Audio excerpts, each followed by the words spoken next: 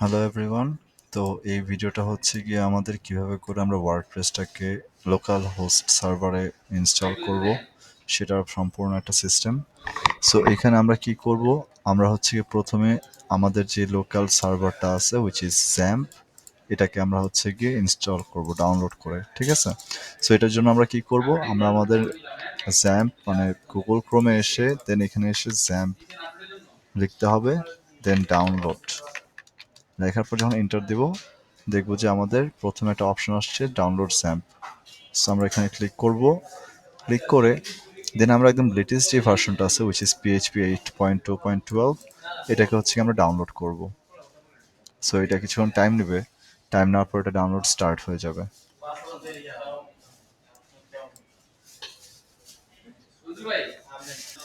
ওকে, so download start হয়ে গেছে, দেখতেছেন আপনারা হচ্ছে গিয়ে যে আজ করলো কোথায় আমি ডাউনলোড করব। সো আমি আপাতত ডাউনলোডস ফোল্ডারের ভিতরেই সেভ করে ফেলতেছি। সো এটা এই যে ডাউনলোডটা হয়ে গেল, হয়ে যাওয়ার পর আমরা কি করব, আমরা আরেকটা জিনিস সাথে সাথে ডাউনলোড করব, সেটা হচ্ছে গিয়ে ওয়ার্ডপ্রেস। এটা আমাদের কেন লাগবে, কারণ এটা দিয়ে আমরা হচ্ছে গিয়ে মেইনলি ওয়ার্ডপ্রেসটাকে ইনস্টল করে থাকি আমাদের সার্ভারের ভিতরে। সো এটা আমরা কি করব, আমরা লিখবো হচ্ছে গিয়ে আমাদের গুগলের ভিতরে সার্চ বারে লিখব ওয়ার্ডপ্রেস ডাউনলোড, লিখে এন্টার দেব, এরকম আসবে গুগলের ভিতর। তারপর হচ্ছে গিয়ে আমরা ডাউনলোড এ ক্লিক করব, দেখতেছেন এখানে লেখা আছে ডাউনলোড ওয়ার্ডপ্রেস ডট ওআরজি, এখানে আমরা ক্লিক করব। সো এই যে আমাদের ওয়ার্ডপ্রেসের ভিতর নিয়ে আসলো ইন্টারফেসটার ভিতরে। এখানে দেখবেন যে এখানে একটা অপশন আছে ডাউনলোড ওয়ার্ডপ্রেস 6.8.2। সো এটা এখন আমরা ডাউনলোড করে ফেলবো। ডাউনলোড স্টার্ট হয়ে গেছে অ্যান্ড এটা আমাদের লাগবে ওয়ার্ডপ্রেসটাকে লোকাল হোস্ট সার্ভারে ইনস্টল করার জন্য। সো এটা যেহেতু এখন ডাউনলোড হওয়া শুরু করে দিচ্ছে, দেখতেছি আমরা এখানে। তো আমরা এখন কি করব, এর মাঝখানে আমাদের জ্যাম সার্ভারটাকে ইনস্টল করে ফেলি। সো আমরা কি করলাম, এখানে এসে এটাকে রাইট ক্লিক করে রান অ্যাজ অ্যাডমিনিস্ট্রেটরে ক্লিক করব। এটা যাতে আমরা অ্যাডমিনিস্ট্রেটর ইউজ করতে পারি তার জন্য এভাবে করে একটা ইন্টারফেস আসবে, এখানে কিছু কথা বলবে ইউএসসি এর আন্ডারে। সো সিস্টেম ফাংশন সমস্যা করতে পারে, বাট নো প্রবলেম। ওকে আমরা দিয়ে নেক্সট পেজে চলে যাব। তারপর আস্তে আস্তে করে আমরা খালি জাস্ট নেক্সট, এগুলো আমাদের কিছু লাগবে না বিকজ এগুলো সব আমাদের অলরেডি সিলেক্ট করা আছে কি কি লাগবে। সো আপাতত আমরা এটা না দেখে আমরা যাবো নেক্সটে। আমরা কোথায় সেভ করবো এটাকে, সি এর ভিতরে জ্যাম্পের ফোল্ডারের ভিতরে। আমরা এখান থেকে ব্রাউজ করে লোকাল ডিস্ক সি এর ভিতরে এইখানে হচ্ছে আমরা জ্যাম্প নামের একটা ফোল্ডার ক্রিয়েট করে দিয়ে দিব, এই যে এই ফোল্ডারটা। তো নেক্সট, ল্যাঙ্গুয়েজ ইংলিশ থাকলো, নেক্সট সেট আপ রেডি হচ্ছে, এখন আমরা নেক্সট দিলে সেট আপ শুরু হয়ে যাবে। আচ্ছা, এখন যখন এই ইনস্টলেশনটা হয়ে গেল অলমোস্ট শেষ, এর মাঝখানে একটা আপনাকে একটা পপ আপ আসতে পারে যেখানে বলতে পারে আপনাকে অ্যাপাচি সার্ভারটাকে ইনস্টল করার জন্য রান অ্যাজ অ্যাডমিনিস্ট্রেটর থেকে। সো ওটা একটা ইয়েস করে দিবেন। তারপরে হচ্ছে গিয়ে আমাদের এখানে দেখলেন যে ইয়া ইনস্টলেশন হয়ে গেছে। এখন আমরা ফিনিশ দিব। এখন ফিনিশ দেওয়ার পর এই যে আমাদের কি আসলো, কন্ট্রোল প্যানেলটা এসে পড়লো। এই কন্ট্রোল প্যানেলের দুইটা পার্ট আছে, একটা হচ্ছে অ্যাপাচি যেটা দেখতে পাচ্ছেন, সেটা হচ্ছে আমাদের পিএইচপি রান করার জন্য। পিএইচপি ল্যাঙ্গুয়েজটা আমাদের সার্ভারে রান করার জন্য হচ্ছে আমরা এই অ্যাপাচিটা ইউজ করে থাকি।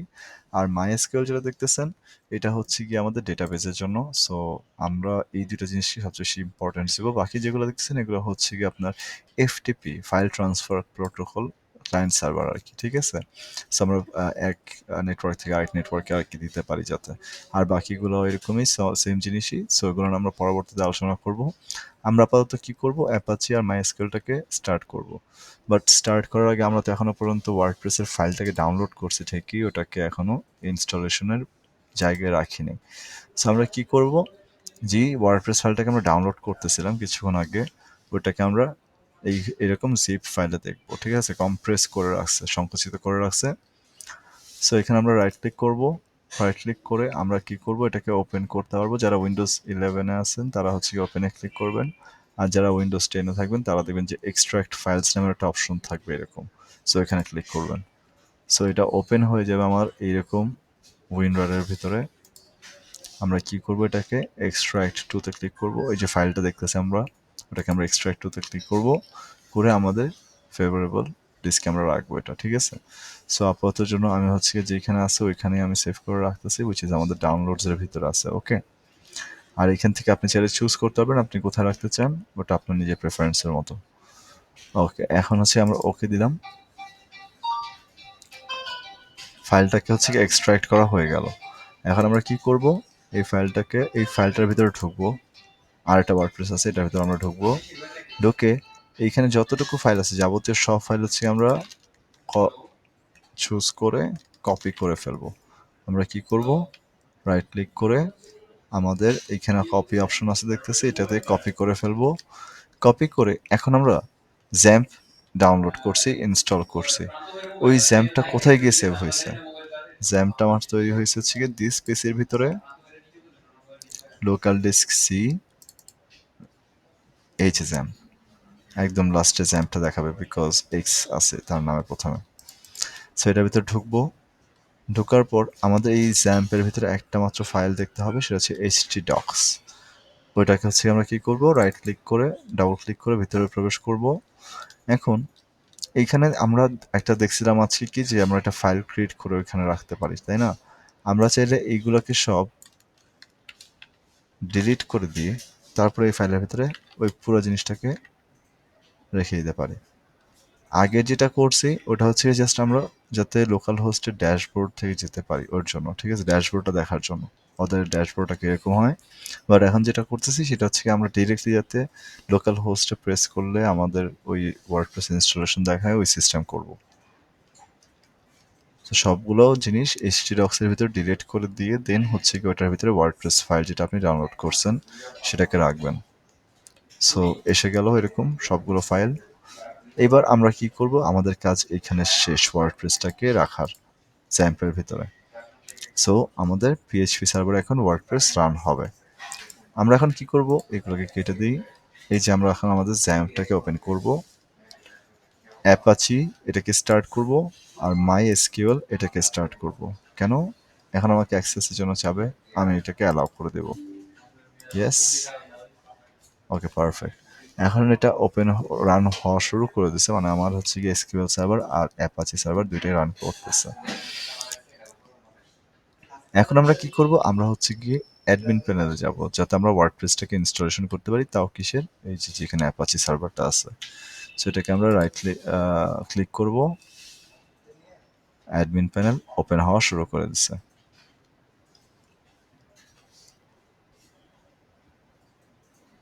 একটু টাইম নিচ্ছে।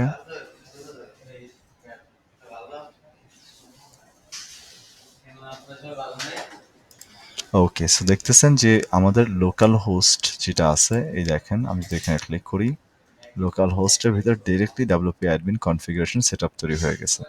হ্যাঁ, সো আমরা আগে যেটা করছিলাম সেটা হচ্ছে গিয়ে যেটা ওয়ার্ডপ্রেসের পিএইচপির ড্যাশবোর্ডটা দেখার জন্য, এখন যেটা করতেছে আমরা ডিরেক্টলি লোকাল হোস্টটাকে রান করতে পারতেছি। সো আমরা কি করব, আমরা ইংলিশ ল্যাঙ্গুয়েজটা চুজ করে কন্টিনিউ দিব। এখন আমাদেরকে ডাটাবেজের কথা জিজ্ঞাসা করতেছে যে আমাদের কি কি লাগবে, ডাটাবেজের নেম লাগবে, ডাটাবেজের ইউজার নেম, পাসওয়ার্ড আর হোস্ট লাগবে, আর টেবিল প্রিফিক্স যদি আমি চাই যে মাল্টিপল ওয়ার্ডপ্রেস একটা সিঙ্গেল ডাটাবেজের ভিতরে ইনস্টল করতে, ঠিক আছে। সো এইগুলো হচ্ছে ইনস্টল করতে হলে আমরা কি করব, ডিলিট করতে ক্লিক করব। এখন আমাদের এইগুলা ফিল আপ করতে হবে, কিন্তু আমরা তো এখনো পর্যন্ত ডাটাবেস বানাই নাই, তাহলে আমরা কিভাবে করে এটাকে ফিল আপ করবো। সো এই বানানোর জন্য আমাদের যেতে হবে আবার জ্যাপ কন্ট্রোল প্যানেলে, this is the full installation phase. Okay, then আমরা যাব কোথায়, মাই এসকিউএল অ্যাডমিন। ওকে, আমরা আসলাম কোথায়, ডাটাবেজের ভিতরে। এটা হচ্ছে কি আমাদের পিএইচপি মাই অ্যাডমিন ডেটাবেজ, এবং এটার ভিতরে হচ্ছে কি আমরা সব ডেটা সংরক্ষণ করতে পারি এবং ইউজ করতে পারি যেভাবে আমাদের মন চায়। ওকে, সো আমরা কি করব, আমরা ডেটাবেজের ভিতরে ক্লিক করব, ক্লিক করে এইখান থেকে আমরা ডেটাবেস নেম দিব একটা, যাতে আমরা আমাদের একটা ডেটাবেস তৈরি করতে পারি। সো দিলাম, এটা হচ্ছে কি ওয়ার্ড প্রেস, দেওয়ার পর ডেটাবেসের নাম হলো এটা আমার, আমি দিলাম কি ক্রিয়েট। আমরা এখানে ওয়ার্ড প্রেস বাদ দিয়ে আমরা দিলাম অ্যাডমিন, আরও বোঝার সুবিধার্থে যে আমরা অ্যাডমিন হিসেবে এখানে ডেটাবেসটাকে ইউজ করব। সো দিলাম ক্রিয়েট, আমার ডেটাবেস এখানে ক্রিয়েট হয়ে গেছে। এখন আমাদের আরেকটা কাজ বাকি আছে, সেটা হচ্ছে কি আমাদের ইউজার ক্রিয়েট করা। এখন আমাদের ওয়ার্ডপ্রেস যদি আমাদের ইউজ করতে হয়, আমাদের ইউজার অ্যাকাউন্ট ক্রিয়েট করে নিতে হবে। সো আমরা কি করব, ইউজার ক্রিয়েট করব, ইউজার অ্যাকাউন্টসে ক্লিক করে আমরা কি করলাম, পিএইচপি মাই অ্যাডমিন থেকে ক্লিক করে আমরা প্রথমে আজকে মেইন সার্ভারে আসছি, পিএইচপি মাই অ্যাডমিনে আসছি, অ্যান্ড দেন আফটার দ্যাট ওইখান থেকে ইউজার অ্যাকাউন্টসে ক্লিক করছি। সো ইউজার অ্যাকাউন্টে ক্লিক করার পর এই যে আমাদের আসলো ইউজার অ্যাকাউন্টের ওভারভিউ। এখান থেকে আমরা কি করব, এই দেখতেছি একটা নিউ ইউজার অ্যাকাউন্ট অ্যাড করা যাবে, আমরা এখান থেকে অ্যাড ইউজার অ্যাকাউন্টে ক্লিক করব যাতে নতুন একটা ইউজার ক্রিয়েট করি। ঠিক আছে, সো আমি এখানে যে কোনো নাম দিতে পারি, আমি এখানে অ্যাডমিন দিলাম, অ্যান্ড দেন আফটার দ্যাট এখানে কি দিলাম, পাসওয়ার্ড দিলাম কি যে কোনো একটা মন মতো যেটা আমি মনে রাখতে পারবো। ঠিক আছে,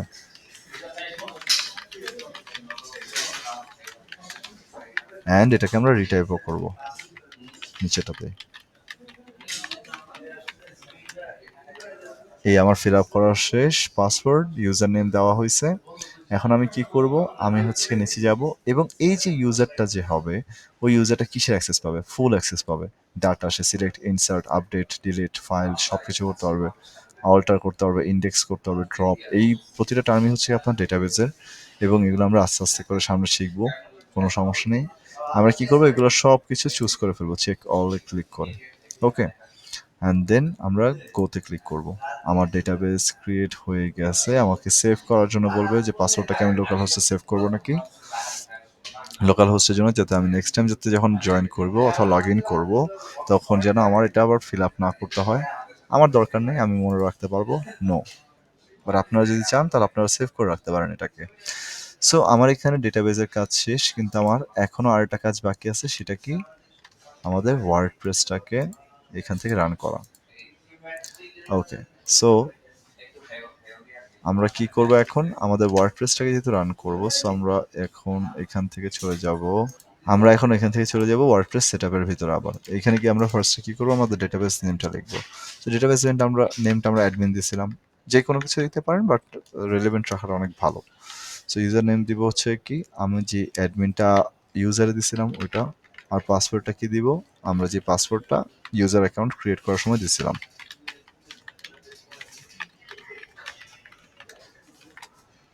দেওয়া হয়ে গেল। এবার এটা হচ্ছে কি ডেটাবেসের হোস্ট, আমরা যেহেতু লোকাল হোস্টে হোস্ট করতেছি ডিরেক্টলি, সো এটা আমাদের ডেটাবেস হোস্ট। আর এটা হচ্ছে কি টেবিল প্রিফিক্স। এখন আপনি যদি মাল্টিপল ওয়ার্ডপ্রেস ইনস্টল করতে চান, ধরেন যে আপনি একটা ওয়ার্ডপ্রেস অলরেডি ইনস্টল করছেন একটাতে, এখন আপনি চান আরেকটা ওয়ার্ডপ্রেস ইনস্টল করতে, সো এটার জন্য আমরা কি করতে পারি, আমরা এখানে একটা টেবিল প্রিফিক্স দিতে পারি, যে like this is our first WordPress installation,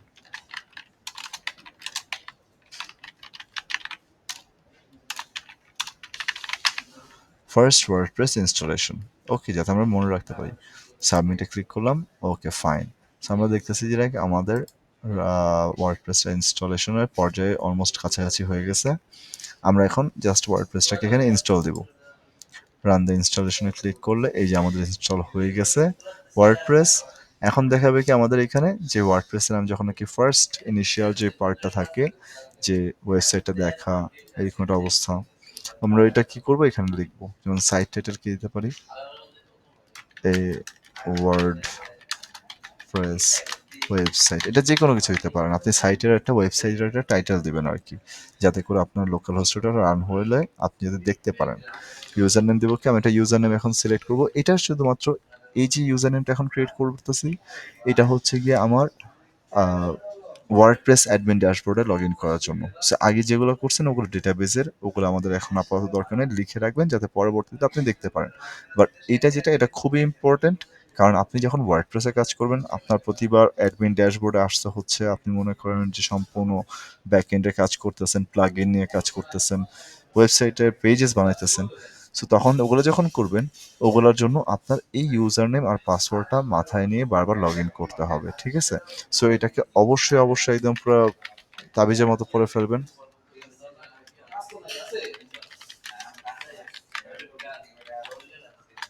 আমরা আমাদের ইউজার নেম আর পাসওয়ার্ড দিয়ে দিলাম, দেওয়ার পর এখানে একটা জিনিস হচ্ছে কি, আমি যদি এখন এগুলো দিয়ে দিই তাহলে কি হয়ে গেল, না, আমার একটা রিকভারি ইমেল রাখবে, যাতে মনে করেন যে আমি যখন ইউজ করব সেটাতে ভেরিফাই করতে পারে আমাকে। সো আমি এটা এখানে যে কোনো কিছু দিতে পারি, বাট রেখে দেওয়াটা ভালো, ঠিক আছে, ফর সিকিউরিটি পারপাস। আর এটা যেহেতু আমাদের স্টেজিং সাইট, এটাতে আমরা কি করব, ডিসকারেজ করে দেবো, যাতে সার্চ ইঞ্জিনে না লাগেও না, এরকম কেউ দেখবে না। ইনস্টল ওয়ার্ডপ্রেস, এখন আমরা কি করব, ক্লিক করব। সো আমার এখন ওয়ার্ডপ্রেসটা এখানে ইনস্টল শুরু হয়ে গেছে, এই যে ডান সব কিছু। সো আমার এখন যেহেতু ওয়ার্ডপ্রেস ইনস্টল হয়ে গেছে, আমি কি করব, লগ ইনে ক্লিক করব, এখানে অ্যাডমিন আর পাসওয়ার্ডটা লিখবো, ইউজার নেম আর পাসওয়ার্ডটা লিখবো,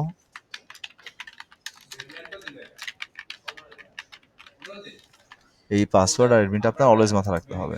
দেন লগ ইনে ক্লিক করব,